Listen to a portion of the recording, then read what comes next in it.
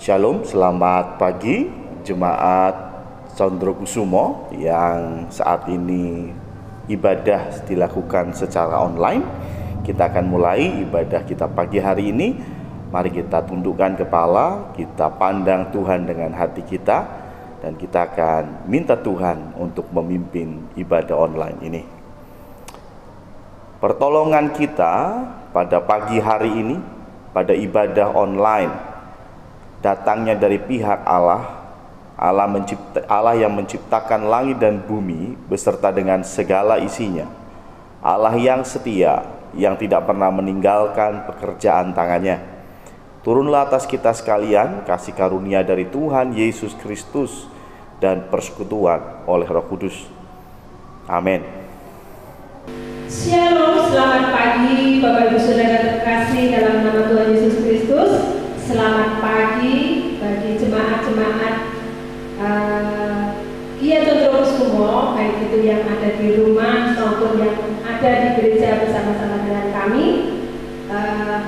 Saya ucapkan selamat beribadah sekalipun kita masih ada di dalam saat pandemi, ibadah kita masih secara online, namun kita tetap bersyukur. Biarlah apa yang terjadi di dalam kehidupan saat ini itu akan semakin mendidik kita, akan semakin membuat kita semakin dekat dengan Tuhan. Bukan kita senantiasa mau memandang masalah yang terjadi, namun kita mau memandang Allah yang luar biasa, Allah kita yang dahsyat, Allah yang sudah menyerahkan nyawanya untuk kita. Dia sudah menyatakan karya terbesarnya di dalam hidup kita, karya kayu salib yang sudah Tuhan nyatakan, semuanya karena kasih dan anugerahnya untuk kita semua. Kita akan persiapkan hati kita. Kita akan angkat satu pujian yang mengatakan Tuhan itu adalah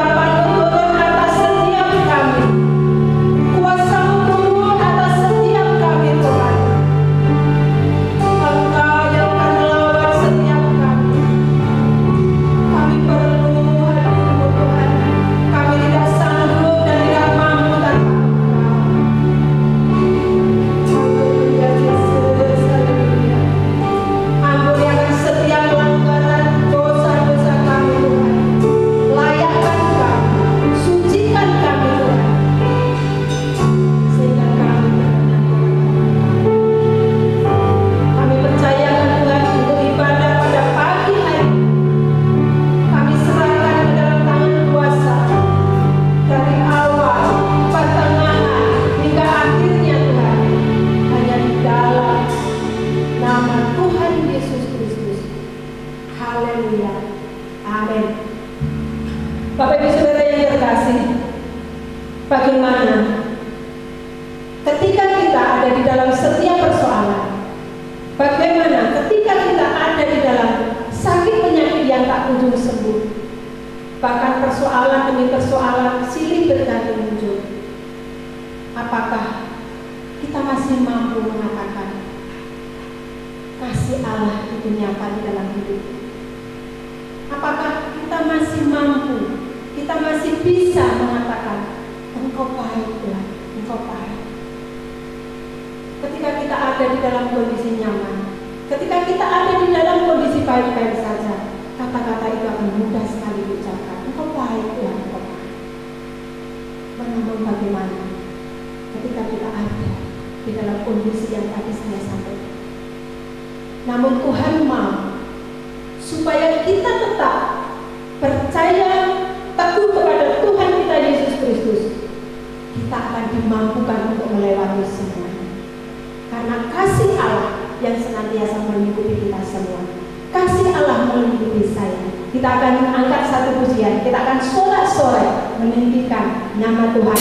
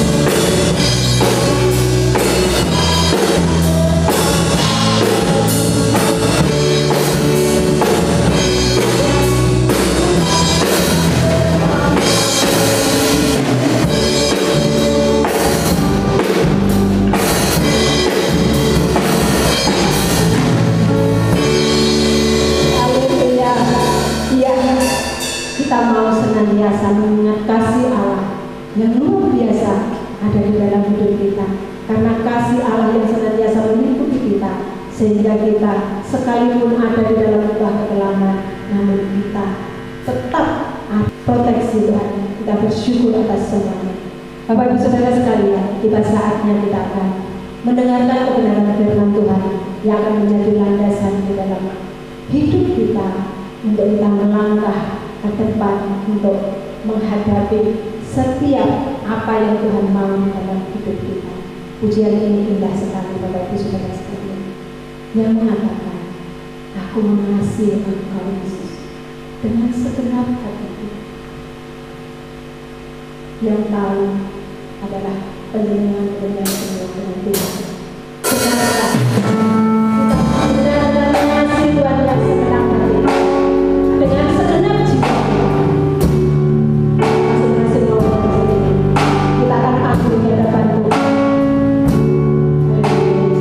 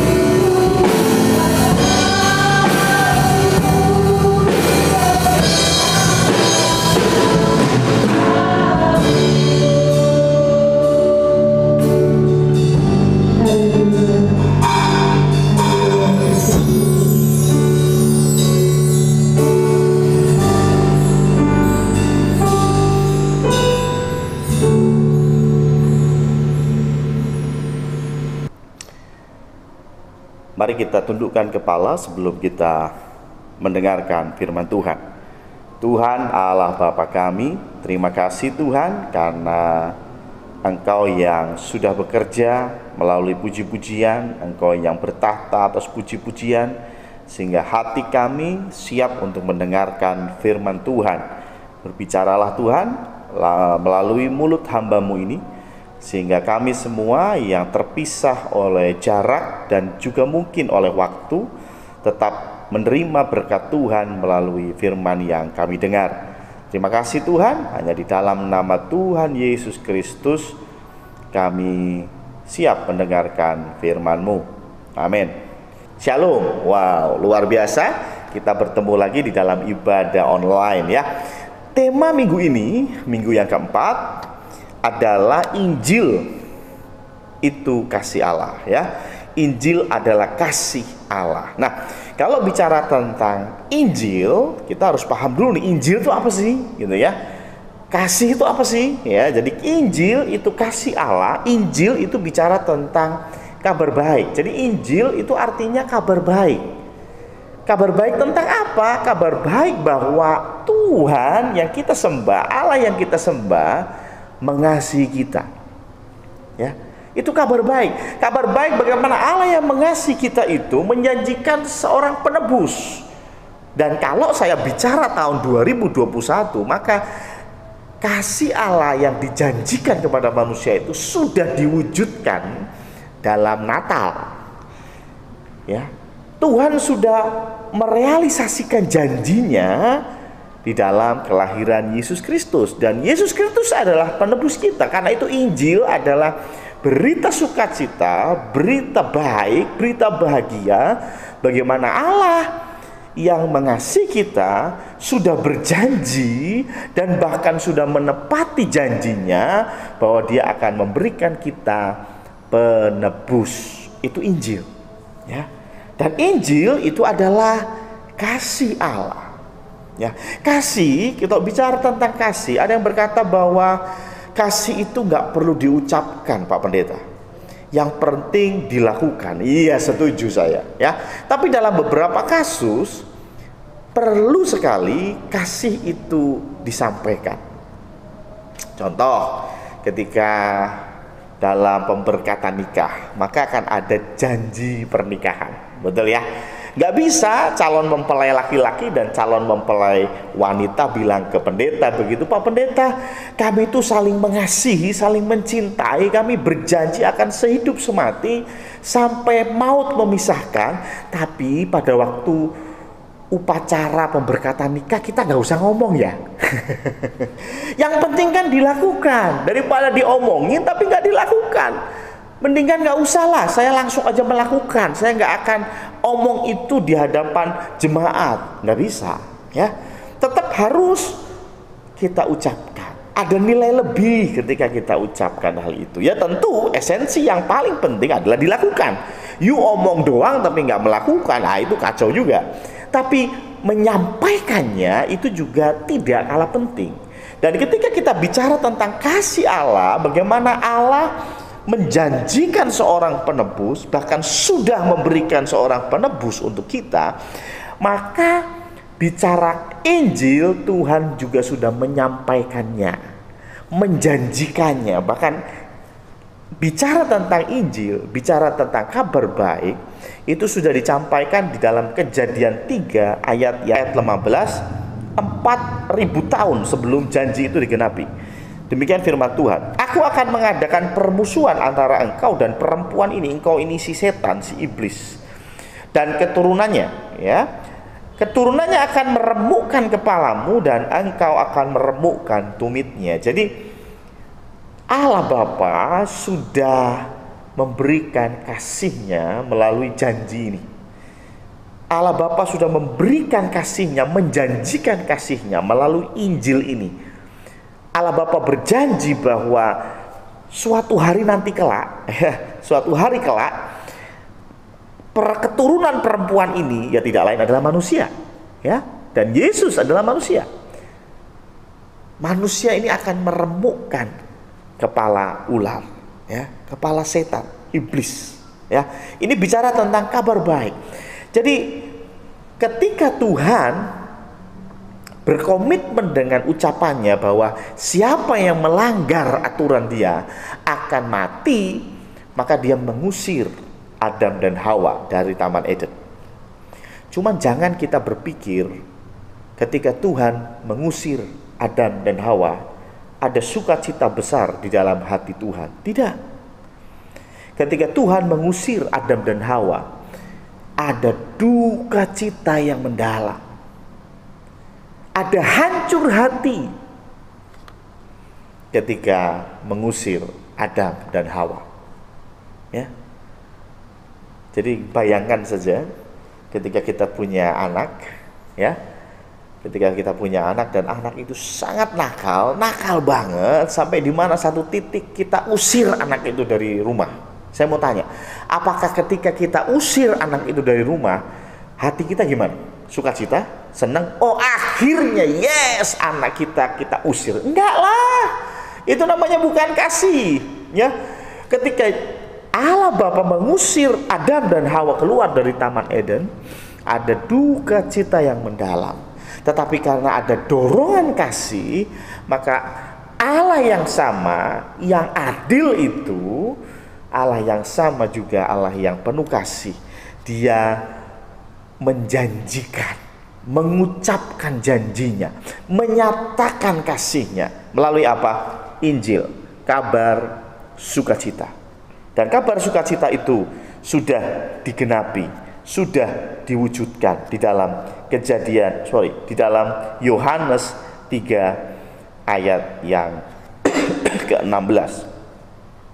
Karena begitu besar kasih Allah akan dunia ini, karena Allah begitu mencintai saya dan Anda, sehingga ia telah mengaruniakan anaknya yang tunggal, supaya setiap orang yang percaya kepadanya tidak binasa, melainkan beroleh hidup yang kekal. Jadi ada janji Allah yang diucapkan di Taman Eden kurang lebih 6.000 tahun yang lalu, dan Tuhan sudah menggenapinya di dalam diri Yesus Kristus 2.000 tahun yang lalu. Dan itu adalah bentuk dari kasih Allah, dikatakan dan dikerjakan. Allah gak cuma berjanji, tetapi Allah juga menepati janjinya. Nah, kasih yang diwujudkan di dalam Injil itu adalah kasih yang punya power. Kasih itu harus punya power, harus punya kuasa. Kita melihat bagaimana kasih membuat orang rela untuk membunuh. Wih, sebentar Pak Pendeta, kok kasih membuat orang rela untuk membunuh? Ya, ada banyak orang-orang yang tanda kutip kita berkata, oh itu begal, itu jahat, itu kejam, membunuh orang. Tetapi ketika kita telusuri lebih jauh, dia membunuh orang, dia begal, dia nyuri supaya istri dan anak-anaknya bisa makan. Ya. Alasannya dia mencuri karena supaya anak dan istrinya bisa makan. Saya mau bilang, itu dorongan kasih, ya. Bahkan kasih juga bisa mendorong kita jatuh di dalam dosa kalau kita mengasihi objek yang salah. Cinta akan uang, betul? Akar dari segala kejahatan. Ada beberapa ciri orang yang cinta akan uang. Gak usah dibahas sekarang, kapan-kapan kita bahas. Tapi salah satunya orang yang cinta uang adalah orang yang rela berbuat dosa demi uang. Ada banyak? Ada banyak. Jangan-jangan Anda salah satunya. Kalau Anda rela berbuat dosa demi uang, berarti sebetulnya engkau mengasihi uang, cinta akan uang. Ya, jadi kasih, cinta itu bisa mendorong orang bahkan untuk berbuat dosa. Ada beberapa orang yang orang warga Indonesia beberapa artikel lama beberapa tahun yang lalu tertangkap menjadi bukan pengedar pembawa, penyelundup narkoba ya.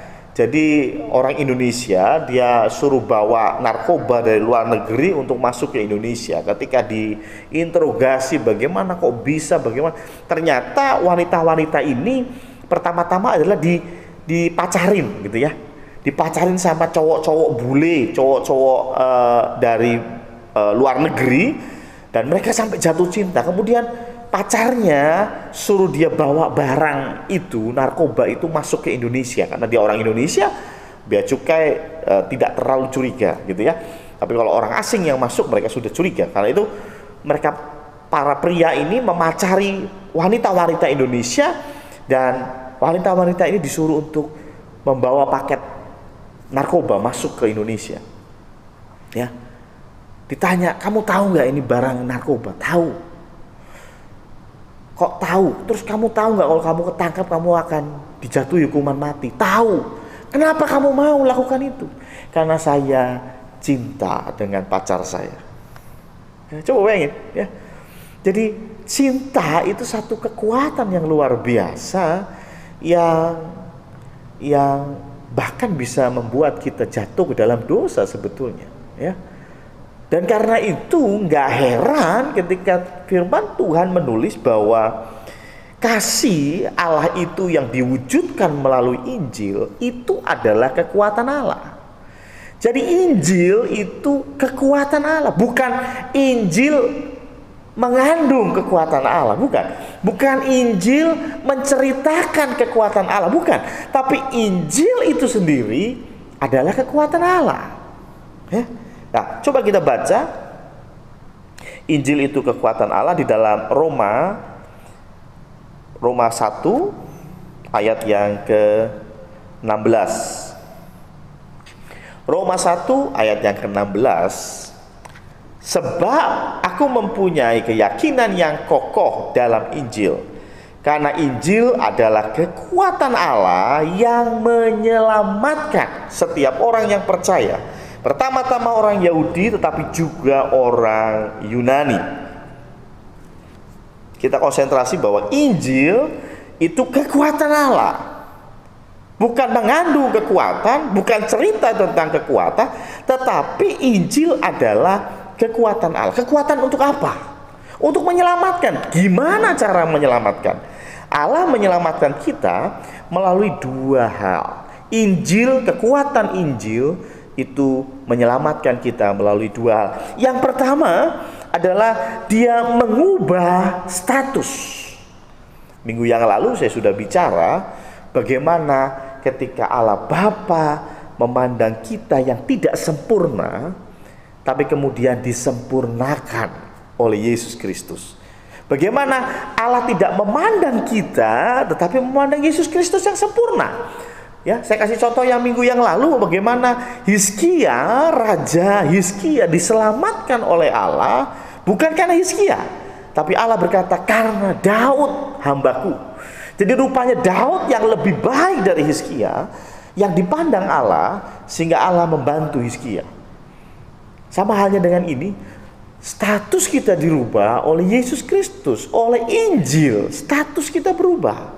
Ya, di dalam Roma 6 ayat yang keempat, mari kita baca Roma 6 ayat yang keempat. Demikian, dengan demikian kita telah dikuburkan bersama-sama dengan Dia oleh baptisan dalam kematian. Makanya baptisan di dalam gereja kita diselam ya, supaya sama seperti Kristus telah dibangkitkan dari antara orang mati oleh kemuliaan Bapa, demikian juga kita akan hidup dalam hidup yang baru. Ya, jadi Tuhan melalui Injil sebagai kasih-Nya, bentuk dari kasih-Nya, Tuhan membuat kita hidup baru, membuat kita punya status yang baru. Tadinya kita anak-anak kegelapan, kita menjadi anak-anak terang. Kita yang tadinya anak-anak setan, kita menjadi anak-anak Allah. Itu adalah kekuatan dari Injil. Ya. mengubah status kita. Dan ketika kita statusnya berubah, maka ada jaminan keselamatan. Kalau kita anak Allah, kita masuk surga pasti. Kenapa? Loh, kalau kita anak Allah, Allah itu Bapa kita, surga itu rumah kita. Kita tidak berasal dari dunia ini, firman Tuhan bilang begitu. Tapi kita berasal daripada Tuhan. Kita tidak lagi lahir dari daging, tapi kita lahir dari roh. Itu bicara tentang hidup baru. Ya, kita punya status yang baru. Kita punya pola pikir yang baru. Yang tadinya adalah kebanggaan kita. Ya, punya cewek 10 itu bangga banget. Ya. Tidak setia dengan pasangan itu bangga banget. Punya selingkuhan itu bangga banget. Dulu. Tapi ketika Tuhan sudah membuat kita punya status baru, hidup baru, cara pikir baru, atau biasa disebut pertobatan, maka yang dulu adalah kebanggaan kuanggap sampah. Ya. Yang dulunya bangga banget, oh saya tuh tiap malam trek-trekan Pak Pendeta, waduh ya, tiap malam itu saya tawuran sama kampung sebelah. Dulu ceritanya bangga banget. Tapi ketika sudah lahir baru, dia menceritakan itu dengan malu. Kenapa? Buat dia itu sampah. Aduh Tuhan, dulu tuh saya tuh dulu bejat, dulu tuh saya sukanya tawuran. Makanya saya heran ketika orang Kristen yang sudah lahir baru gitu ya, terus kemudian disuruh cerita tentang masa lalunya, itu ceritanya dengan bangga gitu ya. Wah, saya itu dulu yang megang Tanah Abang, itu semua itu preman di bawah saya loh. Kok malah bangga ya? Harusnya malu. Paulus berkata bahwa dulu itu kebanggaanku, tapi sekarang kuanggap sampah. Ya, aku ini rasul yang paling hina. Ya. Bukan terus dibanggain, oh lu macem-macem sama gue, dulu tuh orang Kristen gue bantai, lu mau apa? Enggak gitu ya. Tapi ketika kita lahir baru, punya pemikiran yang baru, maka kita disebut anak-anak Allah. Dan kita sudah bisa membedakan mana yang baik, mana yang buruk ya. Dan itu semua karena apa? Kekuatan Injil ya. Karena itu kalau kita mau mengubah hidup seseorang, beritakan Injil. Ya. Yang kedua, kekuatan Injil itu mengubah perilaku. Jadi yang pertama pikiran diubah, cara pandang diubah, status diubah. Karena kalau kita masih statusnya lalat, ya saya pernah bicara tentang lalat dan lebah ya. Lalat di tengah-tengah kebun bunga pasti nyari sampah, sedangkan lebah di tengah-tengah sampah dia akan cari bunga, gitu ya. Nah, kalau kita masih punya pola pikir lalat, Anda mau cerita panjang lebar tentang bagusnya bunga, mereka nggak akan ngerti ya. Makanya yang pertama harus diubah dulu cara pandangnya, lahir baru. Tapi setelah itu Injil juga yang mengubah perilaku. 2 Timotius 3 ayat 16 berkata demikian, segala tulisan yang diilhamkan Allah, bicara tentang Alkitab, bicara tentang Injil, memang bermanfaat untuk mengajar, untuk menyatakan kesalahan, untuk memperbaiki kelakuan, dan untuk mendidik orang dalam kebenaran. Jadi Injil juga punya peran penting, yaitu untuk mengubah perilaku seseorang. Semakin hari semakin sempurna, semakin hari semakin serupa dengan Kristus. Ya, harus seperti itu. Jadi nggak cuma selesai dengan oh saya ini benar, yang ini salah. Saya ngerti sekarang.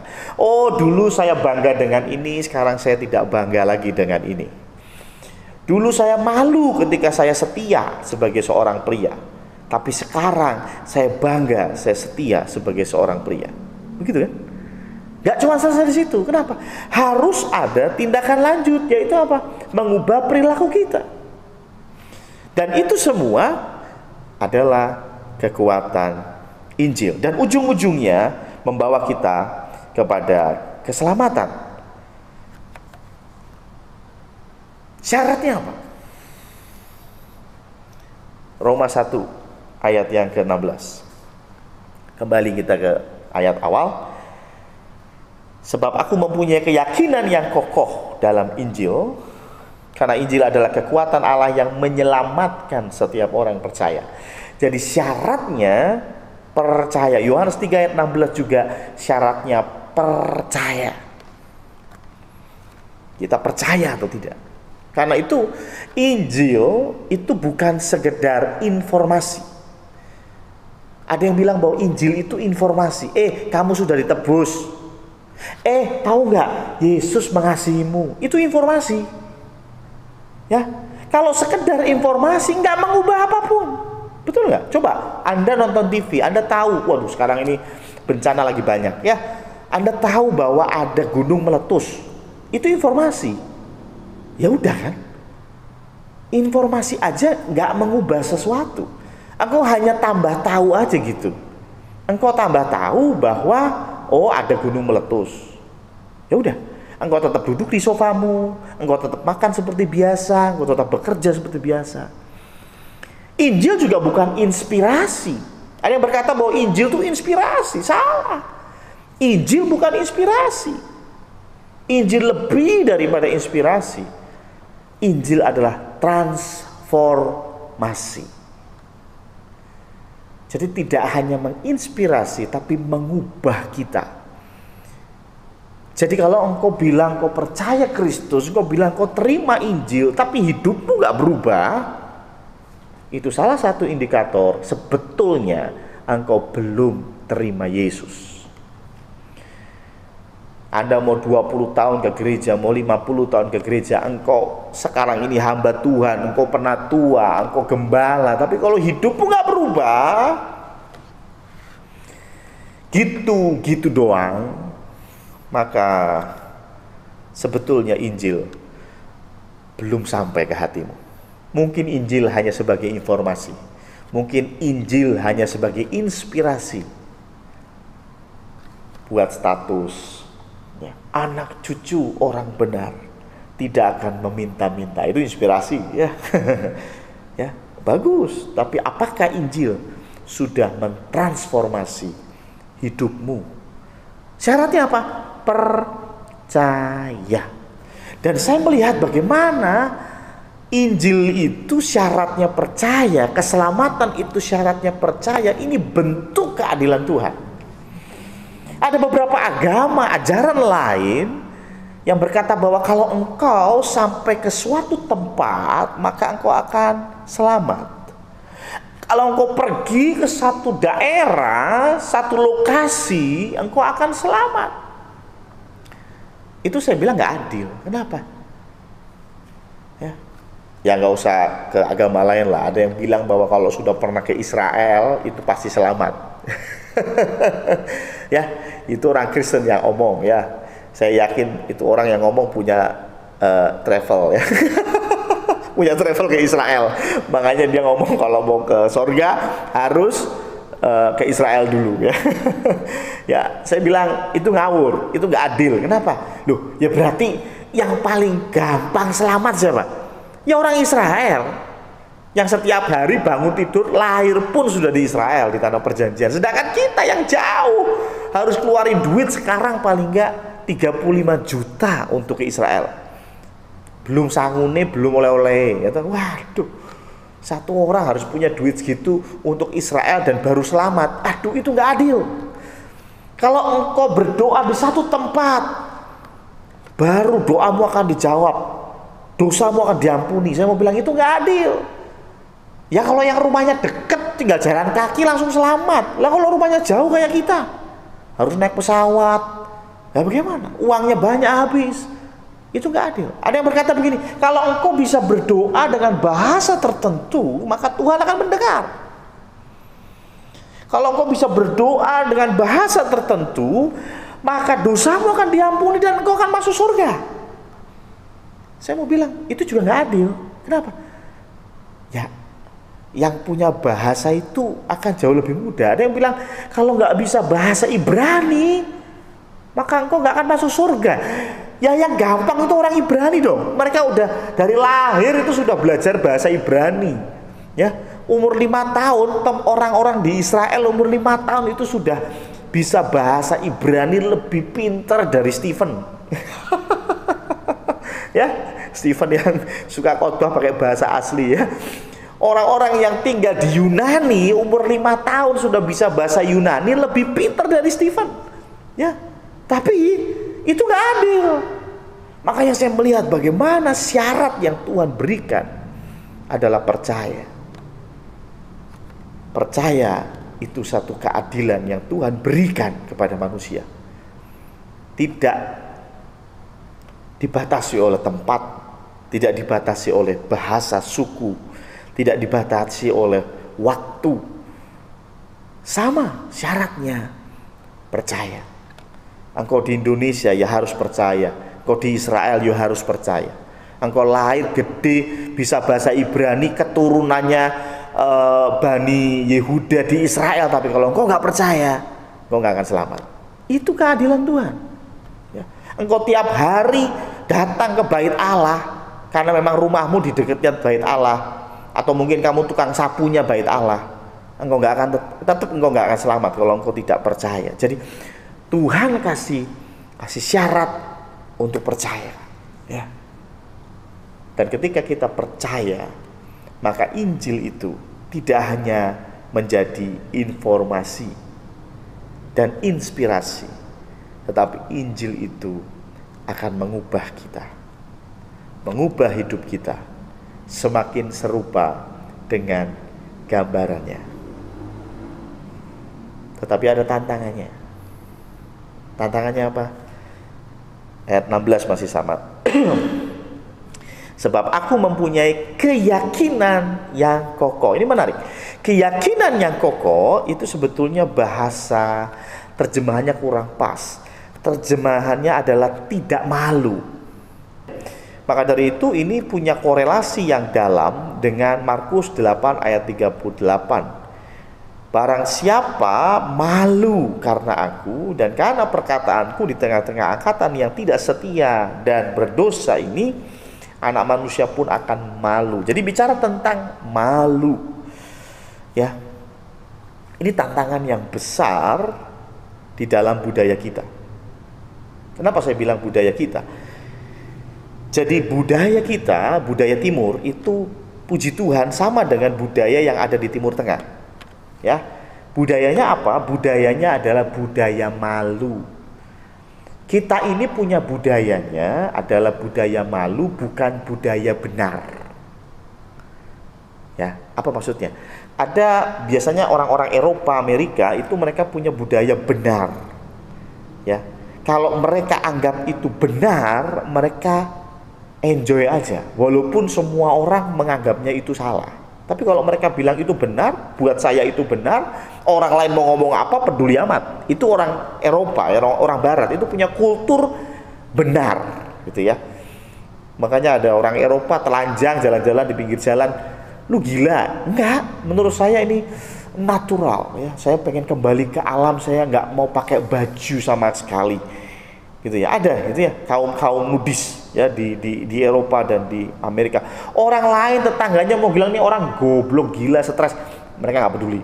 Ya, kenapa? Karena mereka nggak malu. Yang penting buat saya benar. Nah, kalau diajak ngomong begini, Anda tahu nggak? Kita ini satu-satunya manusia, satu-satunya makhluk hidup yang menggunakan baju. Ya iyalah. Ada yang bilang kita nih satu-satunya makhluk hidup yang memasak makanannya. Ya iyalah. Itulah mengapa kita tidak sama dengan makhluk hidup yang lain. Kalau you pengen jadi yang lain, sama seperti yang lain, nggak pakai baju, makan makanan yang mentah, ya silakan saja. Tapi Anda tidak akan punya nilai lebih dari makhluk lain yang diciptakan oleh Tuhan. Tahu maksud saya ya? Tapi intinya orang-orang itu mereka tidak peduli dengan kata orang. Mereka bicara tentang kebenaran. Tapi kalau orang-orang Timur seperti kita, ini bicara tentang budaya malu. Kita berbuat dosa nggak malu, yang penting nggak ketahuan, betul kan? Ya, kita nggak malu, ya, yang penting nggak ketahuan, Pak Pendeta. Tapi kalau ketahuan, walaupun itu sebuah kebenaran, bisa jadi kita malu. Ya, bisa jadi kita malu. Banyak ketika saya bincang-bincang dengan teman-teman yang melakukan penginjilan, kebanyakan mereka itu permasalahannya ada di malu. Ya. Mereka percaya Kristus, mereka mau terima Kristus, tapi gini Pak Pendeta, bagaimana saya menjelaskan kepada orang tua? Bagaimana saya menjelaskan kepada pasangan hidup saya? Mereka sudah mantap terima Kristus, tapi mereka malu. Ya. Walaupun itu kebenaran, yang mereka terima adalah kebenaran. Mereka ngerti betul kenapa mereka percaya kepada Kristus, tapi mereka malu. Ya. Mereka malu untuk mengakui. Jadi yang pertama, kita harus percaya. Yang kedua, firman Tuhan bilang, kalau kita malu mengakui di hadapan orang, maka anak manusia pun akan malu ketika kita datang kepada Bapa di surga. Hati-hati. Ya. Jangan pernah malu ketika kita berkata, I am Christian. Saya orang Kristen. Saya pengikut Kristus. Ya. Jangan pernah malu. Karena ketika kita malu, maka sebetulnya Injil itu belum mengubah kita. Injil baru jadi inspirasi. Injil baru menjadi informasi buat kita. Sekali lagi, tetap percaya kepada Kristus dan jangan malu di dalam kita mengaku Kristus adalah Tuhan dan Juru Selamat kita satu-satunya. Maka Injil tidak hanya menjadi informasi dan inspirasi buat kita, tetapi Injil akan mengubah kita menjadi pribadi yang jauh lebih baik. Tuhan memberkati. Mari kita tundukkan kepala, kita berdoa. Tuhan, terima kasih untuk firman yang sudah kami dengar. Engkau mengasihi kami, sehingga Engkau memberikan Injil-Mu sebagai kekuatan yang bisa mengubah kami, bisa membawa kami dari kegelapan menjadi terangnya ajaib. Tetapi tidak selesai sampai di situ, Injil juga bisa mengubah perilaku kami. Bimbing kami terus Tuhan, sehingga kami tidak selesai dengan predikat anak Allah, tetapi kami terus disempurnakan hari demi hari, sehingga kami semakin serupa dengan Engkau. Terima kasih Tuhan, terima kasih. Kami bersyukur untuk firman yang kami dengar. Engkau yang akan sempurnakan segala sesuatu yang kurang sempurna yang keluar dari mulut hamba-Mu ini. Terima kasih Tuhan, hanya di dalam nama Tuhan Yesus Kristus kami berdoa. Amin. Oke, saya akan berikan pengumuman untuk warta jemaat pada hari ini. Ya, saya akan bacakan warta jemaat untuk hari Minggu ini. Ibadah minggu depan masih dilakukan secara online, ya. Tanggal 31 Januari petugas bisa dilihat di warta. Dan untuk pelayanan sepekan, semua masih dilakukan secara online. Untuk Joykid dan Genji memang diliburkan, tetapi untuk persekutuan doa malam sampai dengan persekutuan doa pagi ini dilakukan secara online. Dan untuk persekutuan doa malam juga doa pagi dipimpin oleh Ibu Diaken Suharti, tetapi selebihnya disampaikan oleh saya. Untuk laporan kas pembangunan tahap ketiga sampai dengan tanggal 23 Januari 2021,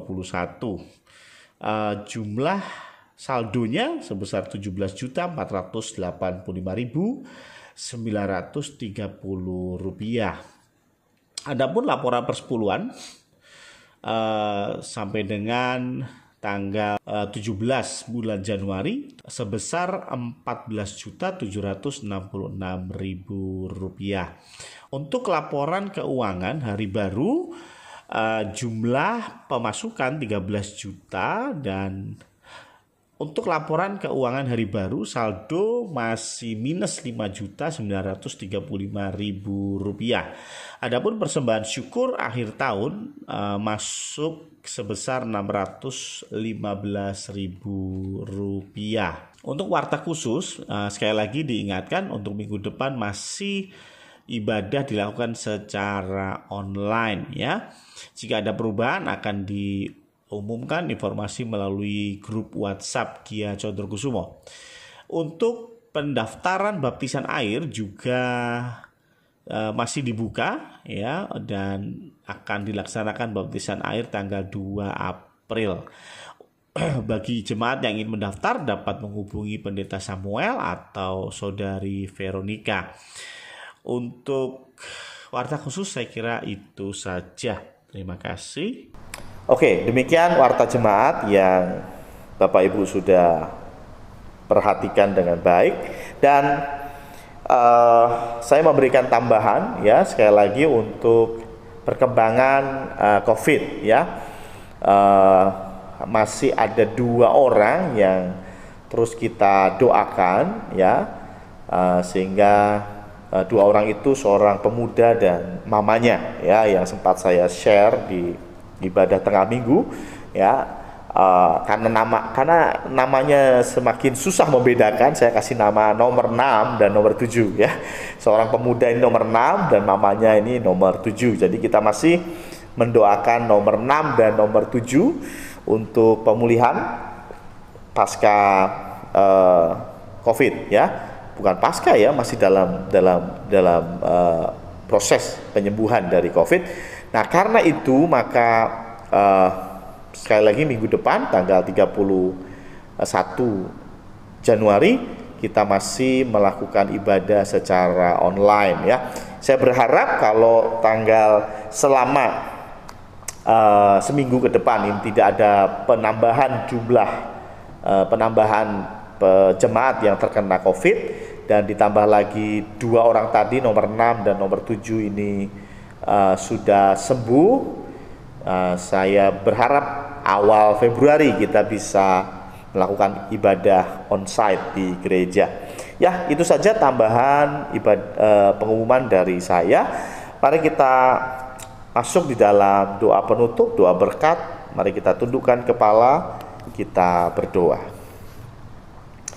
Tuhan Allah Bapa kami, terima kasih Tuhan karena Engkau yang terus memberikan kami iman dan percaya. Engkau terus yang menjaga kami sehingga kami tidak terlepas dari kasih karunia Tuhan. Kami berdoa Tuhan, kami bersyukur karena walaupun dalam kondisi harus ibadah online, kami tetap bisa mendengarkan firman Tuhan yang menguatkan iman kami.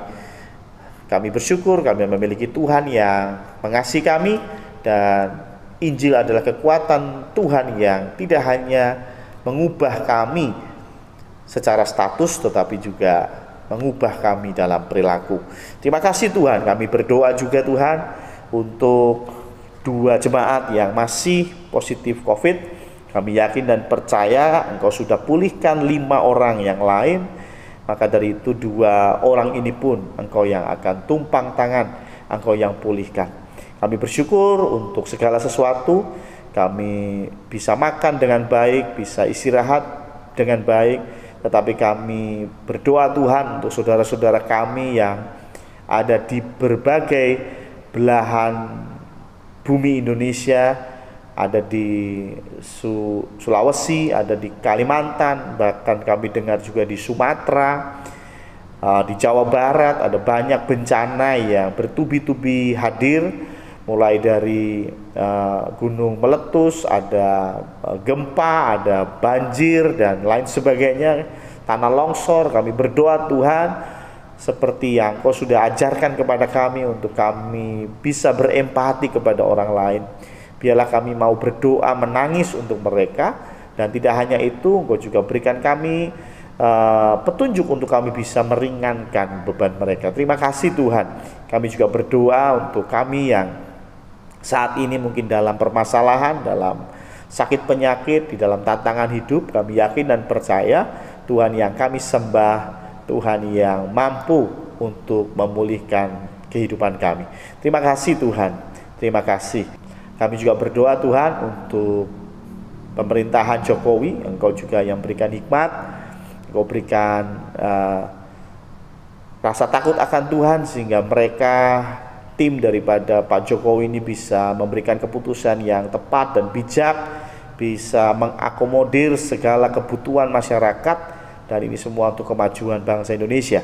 Kami juga berdoa Tuhan untuk jajaran di bawahnya sampai kelurahan, RT, RW, Engkau juga yang urapi para pemimpin kami. Kami juga masih terus berdoa untuk pemulihan COVID bagi bangsa kami Tuhan. Engkau yang terus pegang bangsa Indonesia, sehingga bangsa ini tidak jatuh, tetapi bangsa ini tetap tegar menyongsong masa depan. Terima kasih Tuhan. Kami berdoa juga untuk setiap kami, Engkau yang sudah memanggil kami menjadi anak-anak-Mu, Engkau yang sudah memperlengkapi kami, dan tentu saja sekarang tujuan kami adalah untuk berubah semakin sempurna seperti Engkau. Terima kasih Tuhan, terima kasih. Dan Bapak Ibu sekalian, dan adik-adik juga yang menyaksikan ibadah online ini, pandanglah Tuhan dengan hatimu dan terimalah berkat Tuhan. Tuhan memberkati engkau, Tuhan melindungi engkau, Tuhan menghadapkan wajahnya kepadamu dan memberikan engkau damai sejahtera dari sekarang sampai selama-lamanya. Amin.